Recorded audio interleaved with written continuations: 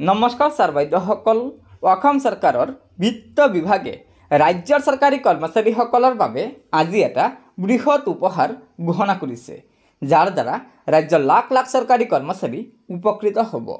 হয় ছাৰ বাইদেউসকল, এয়া চাওক, অসম চৰকাৰৰ বিত্ত বিভাগৰ আয়ুক্ত সচিবে 5 ফেব্ৰুৱাৰী 2025 তাৰিখে ৰাজ্য চৰকাৰৰ বিভিন্ন বিভাগৰ বিত্ত সচিবসকললৈ এই পত্ৰখন পঠিয়াইছে।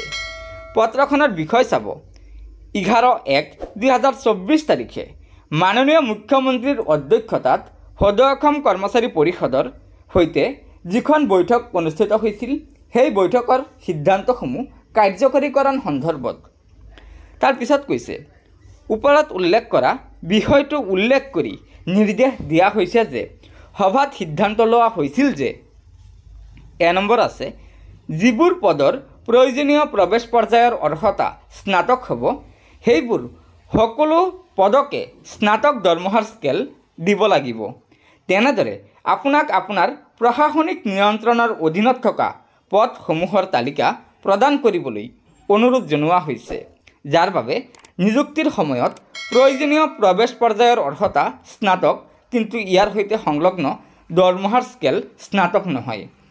গতিকে ছাৰ বাইদেউসকল, আপোনালোকে নিশ্চয় জানিব পাৰিলে যে এতিয়াৰে পৰা ৰাজ্য চৰকাৰৰ যিসমূহ পদৰ বাবে স্নাতক অৰ্হতাৰ প্ৰয়োজন আছে, সেই স্নাতক অৰ্হতা থকা চৰকাৰী কৰ্মচাৰীসকলে স্নাতক স্কেল অৰ্থাৎ গ্ৰেজুৱেট স্কেল লাভ কৰিবলৈ সক্ষম হ'ব। তাৰপিছত চাব, বি নম্বৰত কৈছে, ইয়াৰ উপৰিও সভাত সিদ্ধান্ত লোৱা হৈছিল যে সকলো JEE-ক AE-লৈ আৰু AE-সকলক SDO-লৈ পদোন্নতিৰ সুবিধা প্ৰদান কৰা হ'ব। তেওঁলোকক স্থান দিবলৈ প্ৰয়োজন হ'লে X কেডাৰ পদ সৃষ্টি কৰিব লাগিব। আপোনালোকক অনুৰোধ জনোৱা হৈছে যে পদোন্নতি নোপোৱা এনে সকলো JEE-ক আৰু AE-ৰ তালিকা আৰু তেওঁলোকৰ বাবে X কেডাৰ পদ সৃষ্টি কৰাৰ সম্ভাৱনীয়তা প্ৰদান কৰক। তাৰপিছত কৈছে, এই তথ্যসমূহ অতি সোনকালে প্ৰদান কৰিবলৈ অনুৰোধ জনোৱা হৈছে।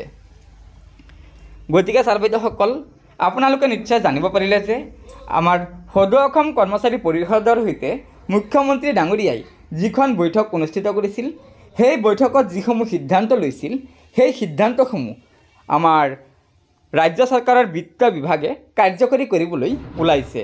গতিকে এয়া নিশ্চয় ৰাজ্যৰ চৰকাৰী কৰ্মচাৰীসকলৰ বাবে এটা বৃহৎ সুখবৰ। গতিকে লগৰ বন্ধুবৰ্গক এই ভিডিঅ'টো শ্বেয়াৰ কৰি আজিৰ এই সুখবৰটো জনাই দিব, আৰু নতুনকৈ অহা ছাৰ বাইদেউসকলে অনুগ্ৰহ কৰি আমাৰ এই চেনেলটো ছাবস্ক্ৰাইব কৰি ল'ব। ধন্যবাদ। জয় আই অসম।